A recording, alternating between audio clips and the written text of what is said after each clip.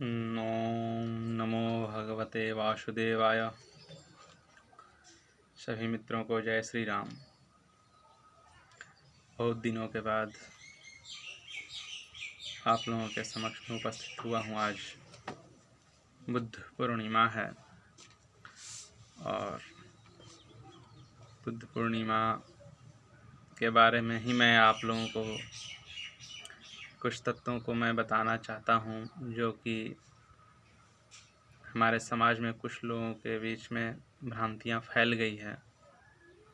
उन्हीं भ्रांतियों का निरसन करने हेतु मैं आप लोगों के समक्ष उपस्थित होना अच्छा समझा। मैं अभी पहले आप लोगों को ये बताना चाहता हूँ कि भगवान नारायण, जो कि इस चतुर्दश भुवनात्मक ब्रह्मांड के पालक हैं, और उनका उत्तरदायित्व है कि जो भी तत्व हैं जो उनके शरण में रहते हैं, उनको, देवताओं को, विप्रों को वे शरण दाता हैं, उनको अभय दाता हैं। इसलिए उनको वे अभय दान देने हेतु निरंतर अवतार ग्रहण करते रहते हैं। अवतार का प्रयोजन उनके संकल्प से होता है। क्या उनका होता है संकल्प, वे श्रीमन नारायण ही जानते हैं। एक बार मैं अभी श्री विष्णु पुराण के अनुसार मैं बोलना चाहता हूँ, और आप लोग भी जानते हैं भगवान नारायण के ही अवतार थे भगवान बुद्ध। लेकिन बुद्ध के जीवन में बहुत सारी भ्रांतियाँ हो गई। कुछ लोग ब्राह्मण को, जो शास्त्रवेत्ता थे, वे ब्राह्मण बुद्ध को मानते हैं, और जो लोग लोकानुगमन करने वाले हैं वो यत्र तत्र जहाँ जिस प्रकार के संदर्भ मिल गए उसी के आधार पर किसी बुद्ध, अन्य बुद्ध को मानने लगे, क्षत्रिय गौतम बुद्ध को मानने लगे, जो कि ऐसा नहीं है। शास्त्र में बुद्ध के अवतार किस प्रकार हुए, भगवान नारायण ने किस प्रकार इसका वो किया, आरंभ किया, उसका प्रयोजन क्या था, इसको लेकर श्री विष्णु पुराण में, श्रीमद् भागवत आदि में भी आप लोगों को मिल सकता है। मेरे समक्ष एक यहाँ पर श्री विष्णु पुराण का तृतीय अंश का 17वां अध्याय है। नग्न विषयक प्रश्न है। नग्न क्या है? जैसे इसके पूर्व का जो अध्याय था, षोडश अध्याय, उसमें कर्मकांड में विशेषकर जो पितृ कार्य होते हैं श्राद्ध में, उसमें ये पराशर जी मैत्रेय जी को बता रहे थे, उसमें नग्न का उन्होंने शब्द का प्रयोग किया था। इस शब्द को सुनकर उनको हुआ कि ये नग्न कौन होते हैं। यहाँ पर श्लोक में नग्न का यहाँ पर आया है विवरण। ये 12वें श्लोक है, जो तृतीय अंश का जो षोडश अध्याय है 16वां, उसमें है खंडापविद्ध चांडाल पापी पाखंडी रोगिभिः क्रीकवाकुष्वनग्नैश्च वानरग्रामशूकरैः। क्रीकवाकुष्वनग्नैश्च, यहाँ पर नग्नैश्च जो है नग्न, तो इस नग्न को सुनकर उन्होंने इसके बारे में समझा कि ये जो निषिद्ध किया गया है पात्रों को पितृ कार्य में, उसमें नग्न का क्या, नग्न शब्द का अभिप्राय क्या है। जो इसी विवरण में अगला जो अध्याय है 17वां अध्याय, उसमें श्री विष्णु के भगवान नारायण किस प्रकार से नग्न लोगों को बनाए, उसी के बारे में इसमें है। देवताओं का क्या हुआ था, मैं सारांश बता दे रहा हूँ, जिनके पास श्री विष्णु पुराण नहीं होगा उनके लिए। क्या हुआ था कि देवासुर संग्राम चूँकि होता ही रहता है प्रकृति भिन्नता के होने के कारण, तो देवासुर संग्राम में कभी असुर जीतते हैं, कभी देव जीतते हैं। तो इसमें क्या हुआ कि जब असुर का बल अधिक हुआ, जब वे परास्त हो गए देवता, तो वे भगवान नारायण के शरण में गए और भगवान नारायण से बोले कि आप हमारी किस प्रकार से रक्षा हो, उसका करिए, व्यवस्था करिए। तो भगवान नारायण ने उस समय सबसे पहले यहाँ पर देखिए विवरण आता है, माया मोह को उत्पन्न किया था उन्होंने, और माया मोह को अपने शरीर से उत्पन्न करके और उसके बाद उन्होंने कहा था कि ये आप लोगों को सहायता करेंगे, और वे क्या किए, असुरों को मोहित करने लगे। इसमें बहुत से दृष्टांत भी दिए हुए हैं, बहुत अच्छे अच्छे दृष्टांत हैं इसमें, किस प्रकार संवाद हुआ है। 18वां अध्याय माया मोह के साथ असुरों का संवाद हुआ है।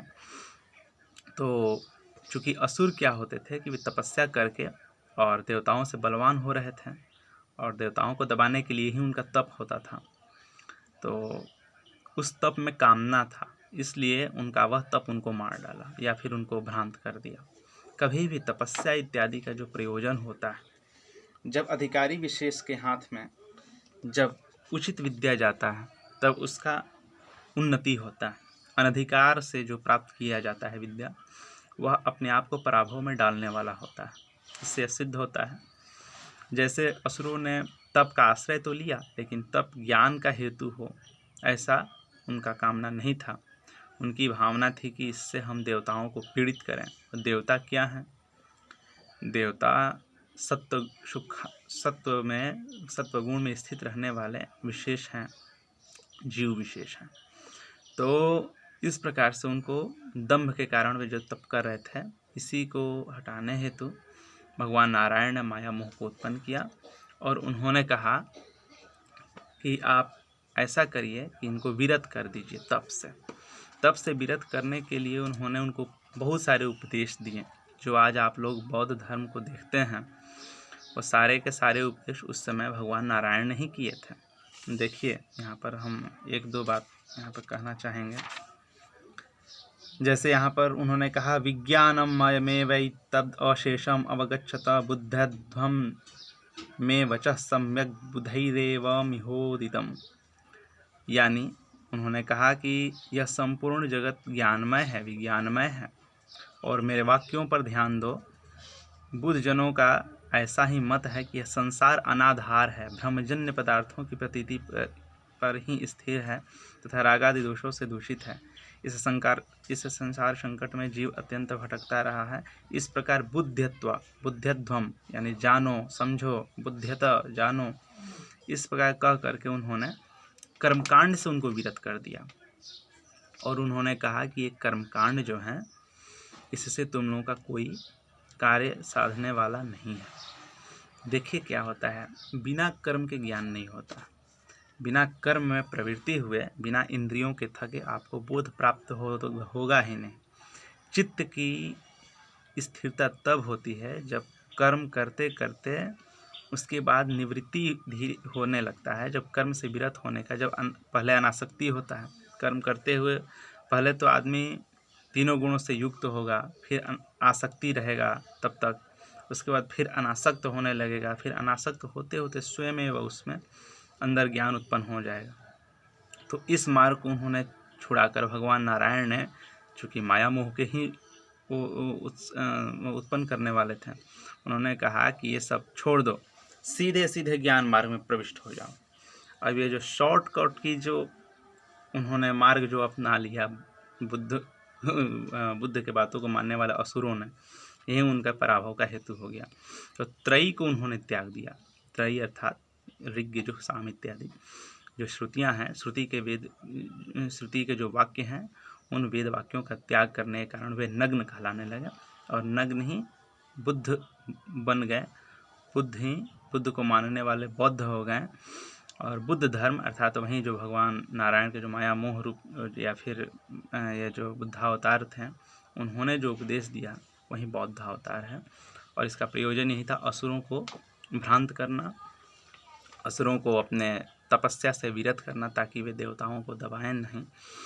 तो इसी प्रकार के ये प्रयोजन था। तो आज बुद्ध पूर्णिमा, तो भगवान बुद्ध से कभी भी उनको उपेक्षित नहीं करना। जो ब्राह्मण बुद्ध थे, कीकटेषु भविष्यति इत्यादि श्रीमद् भागवत में भी उनका आया है। तो ब्राह्मण थे और उनकी पूजा करनी चाहिए, क्योंकि भगवान नारायण के जिस किसी भी रूप में उनका अवतार हो, वे पूज्य होते हैं। उनका अवतार का प्रयोजन अलग होता है। लेकिन इससे उनको दूसरे धर्म का समझना या ये ऐसा नहीं होता। भगवान नारायण हमारे अवतार थे, हमारे कार्य की संपादन करने हेतु ही उनका अवतार हुआ था, देवताओं के कार्य के लिए ही उनका अवतार हुआ था। आज जो भी लोग, इससे एक सीख मिलता है कि जो भी लोग ब्रह्म ज्ञान को सीधे सीधे बिना कर्म किए शॉर्टकट की सुविधा यानी बिना अनायास ही जो प्राप्त करने को चाहते हैं, वे भी एक प्रकार से उसी बुद्ध ही हो जाते हैं। क्योंकि बुद्ध असली कहते किसे हैं? बुद्ध का मतलब सच में जो ज्ञान विज्ञान से युक्त हो, लेकिन यहाँ पर परिभाषित माया मोह के द्वारा जो किया गया था वह दूसरी प्रकार से था। उन्होंने कहा कि कर्म का त्याग करो, ये सब पाखंड है, ये सब करने से क्या होगा, और इस प्रकार से उन्होंने उनको भटका दिया। वैसे जो बौद्ध होते हैं, बौद्ध धर्म वाले, वे लगभग बहुत सारा बातों में सनातन धर्म के समान ही आपको दिखेंगे। जो बहुत मनीषी होते हैं वे समझते हैं कि अंततः उनका पर्यवसान कहाँ पर होता है, और ये ज्ञान की विषय है। तो इस प्रकार से भगवान बुद्ध को हम लोगों को पूजा करनी चाहिए, जो उन्होंने देवताओं का कार्य साधन किया। भगवान नारायण के अवतार भी थे, और साथ ही साथ भगवान नारायण से कहना चाहिए कि जिस प्रकार आप सर्वसमर्थ हैं, सभी जीवों को प्रवृत्ति निवृत्ति मोह में फंसाना या उसको मुक्त करना आप ही के हाथों में है, इसलिए आप हमें सन्मार्ग की ओर प्रेरित करें। और देखिए, यहाँ पर हिंसा से भी धर्म होता है, यह बात किसी प्रकार युक्ति संगत नहीं है। इस प्रकार का बात भगवान नारायण से जो उत्पन्न माया मोह थे, बुद्ध थे, वे उन्होंने उपदेश दिए। यानी बहुत सारे लोग ऐसा कहते हैं कि हिंसा बिल्कुल नहीं करना चाहिए, है ना, ये बौद्धों का प्रधान धर्म है। हालांकि वो पूरा मानते नहीं हैं। बौद्धों में आजकल तो और भी ज़्यादा अलग अलग हो गए हैं, हीनयान, बौद्धयान, वज्रयान इत्यादि। तो उसमें क्या है कि हिंसा से सर्वथा विरत हो जाने पर आपका अस्तित्व ही नहीं रहेगा।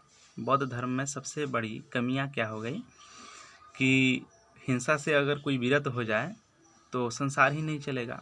आपको राक्षस अनेक जो आजकल के ये तत्व हैं, उस श्रृंखल तत्व आपको दबोच लेंगे। तो इसलिए समाज में ब्राह्मण, क्षत्रिय, वैश्य, शूद्र इन चतुर्वर्ण की स्थापना हुई थी इसी के कारण।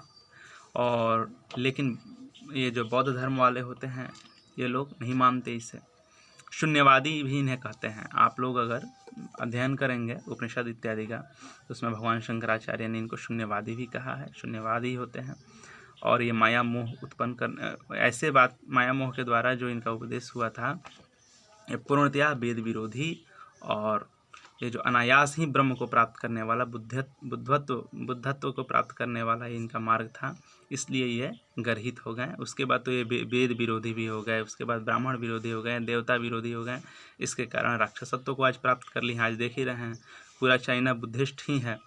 और हमें नहीं लग रहा कि जिस धर्म, सनातन धर्म में हिंसा था तो भी आज उतना हिंसा नहीं है जितना वो अहिंसा वाले बौद्ध पूरा आज तांडव कर रहे हैं।